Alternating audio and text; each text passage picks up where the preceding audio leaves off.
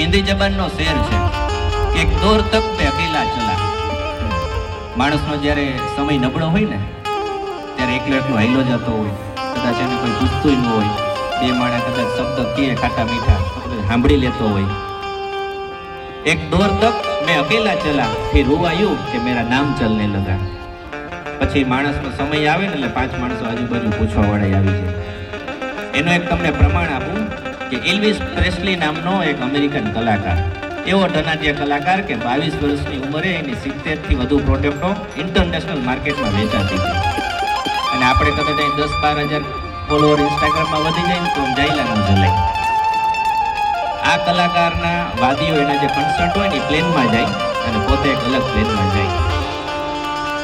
એક વખતનો એ સમય, ખાતક લેનનું એક સ્ટેડિયમ અને એલ્વિસ પ્રેસ્લીનો એક કાર્યક્રમ, લાખોની તાદાદમાં માણસો ભેગા થયા હતા। એલ્વિસ જે ગાય જે વગાડે અને લોકો અંધાધૂંધ નાચે। ત્યાંથી ત્યાંના એક વાદીઓમાંથી એક એને આ ચિત્ર જોયું અને એમ થયું કે એલ્વિસના જીવનનો આ શ્રેષ્ઠ પ્રસંગ હશે, આ શ્રેષ્ઠ કાર્યક્રમ હશે। એટલે એને જઈને પૂછ્યું કે હાઉ ફીલ યુ, તમને શું અનુભૂતિ થાય છે? ત્યારે એની એવી અપેક્ષા હતી કે કદાચ એલ્વિસ ખુશ થાય, મને ભેટી પડશે, કારણ કે લાખોની તાદાદમાં આવા માણસો જે નાચે છે, એ જે ગાય જે બોલે એની પાછળ ગાંડા થઈ ગયા હતા।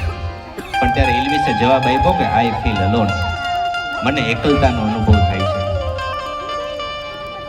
તમે વિચાર કરો કે આટલા અબજોની સંપત્તિ વાળો માણસને જ્યારે એકલતાનો અનુભવ થાય તો પૈસાનું શું કરવું? ત્યારે આપણા ગામડાનો એક સામાન્ય કવિએ કોઈને પૂછ્યું કે તમને શું અનુભૂતિ થાય છે?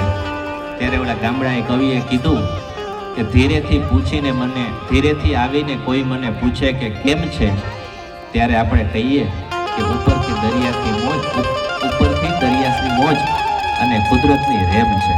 હે, અને ખાલી પૈસાથી નથી થતું। એની આગલી કવિએ કીધું છે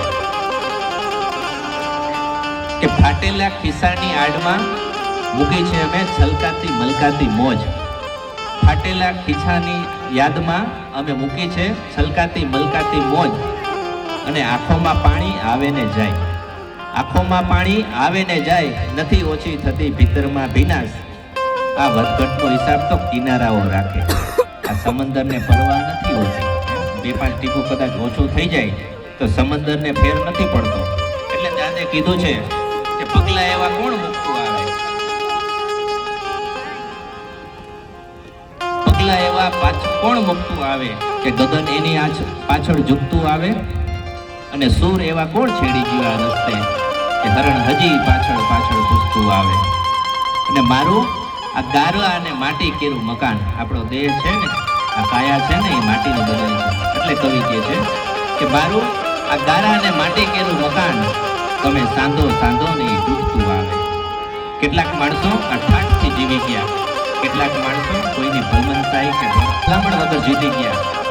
એટલે કવિ રાજની મને 2 લાઈન યાદ આવે છે કે ઘેઘૂર હતા ને તેથી અમે ઘેરાયેલા રહેતા હતા, કે ઘેઘૂર હતા ને તેથી અમે ઘેરાયેલા રહેતા હતા।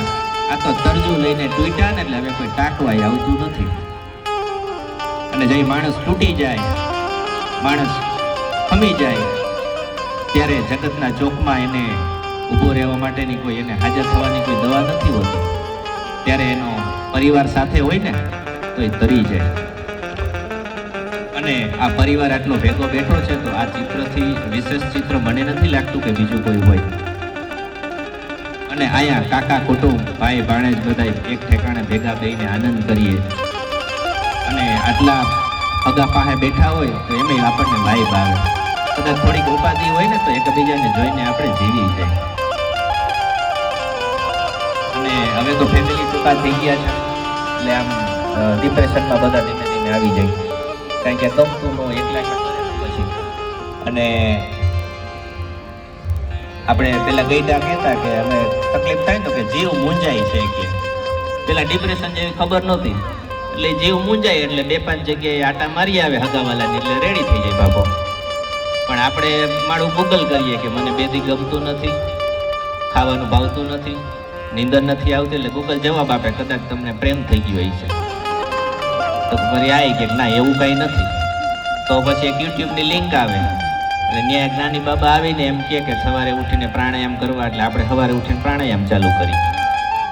એટલે તમને ખબર છે કે ઇન્ટરનેટની એલ્ગોરિધમ છે એ તમે જેવું જોવો એવું બતાવે, એટલે તમને આવું સેડ વાળું જ બધું બતાવે. એટલે આમ થોડા ઘણા તો આપણે બધા માંદા છીએ જ, માનસિક માંદા, અને બાકી આવું મોબાઈલ થોડુંક કરી નાખે. અને વરી કોકા તો સલાહ આપે મારા જેવો કે મગજના ડોક્ટરને બતાવવાના, એટલે થોડું ઘણું વહેતું હોય સાહેબ જોઈ લે. પછી હમણાં મોબાઈલ આવ્યા ને નવા નવા, એટલે માજીઓએ બહુ વિરોધ કર્યો કે અમારી વહુ છે ને એ કામ નથી કરતી, આખો ઇન્સ્ટાગ્રામની રીલ જ જોયા રાખે. પણ થોડોક ટાઈમ થયો ને એટલે વહુ એ બુદ્ધિ વાપરી, માજીના હાથમાં મોબાઈલ પકડાવી દીધા, અગાવાલાના બધાને કોન્ટેક્ટ સેવ કરી દીધા. એટલે માજી રોજ સ્ટેટસ જોવે ને ત્યાં બધી પંચાયત કર્યા રાખે. માયાભાઈ ને ધીરુભાઈ ને હવે રિટાયર્ડ કરવાની તૈયારીમાં છે ડોક્ટર સાહેબ. પણ આ હિન્દુસ્તાન છે, એ આસ્થાનો પ્રદેશ છે, એટલે કહેવાનું મન થાય કે શબ્દો જ્યાં એક શોધો ને આખી સંહિતા નીકળે, શબ્દ જ્યાં એક શોધો ને આખી સંહિતા નીકળે, કૂવો જ્યાં ખોદો ને આખી સરિતા નીકળે. કંઈક જુદી જ તાસીર છે દેશની, જ્યાં મહાભારત વાવો ને એટલે ગીતા નીકળે. એટલે જ્યાં મારું મારું થઈ અને જે ગ્રંથની રચના થઈ ને એ મહાભારત, અને આ યુદ્ધમાંથી જે પ્રગટ થયું એ આપણી ગીતા.